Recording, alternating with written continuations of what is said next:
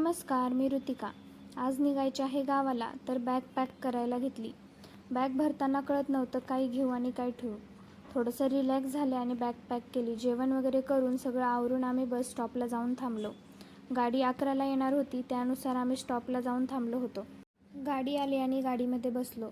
आम्ही नेहमी स्लीपर गाडीनेच गावाला जातो, कारण झोपून जाता येते आणि श्रीची पण झोप पूर्ण होते. असं बसून बसून कंटाळा येतो म्हणून स्लीपर गाडीनेच जातो.